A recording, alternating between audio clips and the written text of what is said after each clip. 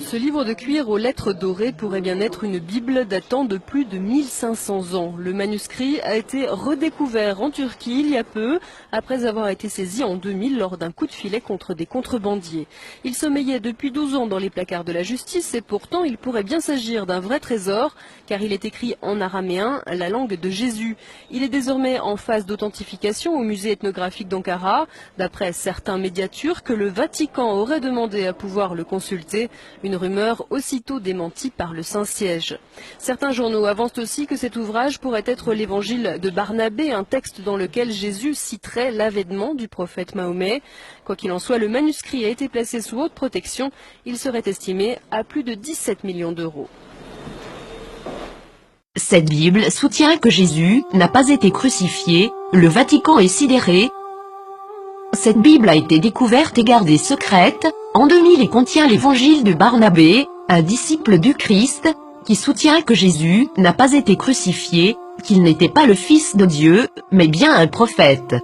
Cette Bible soutient aussi que l'apôtre Paul est appelé l'imposteur, que Jésus a fait son ascension tout en restant vivant et que c'est Judas Iscariote qui a été crucifié à sa place.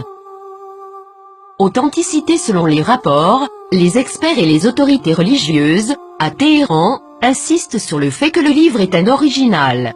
Il est écrit avec des lettres dorées, sur du cuir relié et il est écrit dans la langue araméenne, qui était la langue parlée par Jésus. Le texte principal maintient une vision similaire à celle de l'islam, contredisant les enseignements du Nouveau Testament de la chrétienté. Jésus a aussi prédit la venue du prophète Mahomet, qui a fondé l'islam, 700 ans plus tard.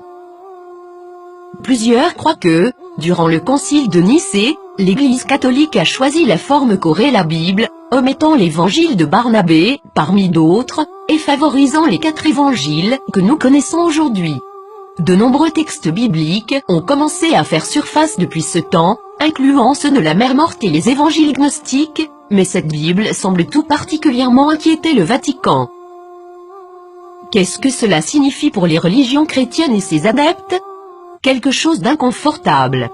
Le Vatican a demandé aux autorités turques de pouvoir examiner le contenu du livre. Maintenant que ce livre a été découvert, accepteront-ils cette preuve? La nieront-ils? L'appelleront-ils un mensonge musulman, comme l'a fait le magazine Truth en 2000? Pour plusieurs, ce livre est un rayon d'espoir et les croyants réaliseront bientôt que l'objet de leur adoration est arbitraire et que tous les textes, spécialement les textes religieux, sont sujets à l'interprétation. Qu'est-ce que cela signifie pour les athées, les agnostiques, les penseurs séculiers? Ce texte est-il réel? Est-il contrefait? Est-ce important? Nous pouvons espérer que cette nouvelle inspirera les religions à se poser des questions, au lieu de pointer du doigt et de tout croire aveuglément. Ne commencez pas à clamer à tous, je te l'avais bien dit. Le plus grand danger de la foi se présente lorsque les gens croient ce qu'ils veulent croire, défendant cette croyance malgré toutes les preuves du contraire, spécialement si les preuves apportées révolutionnent les bases de cette croyance.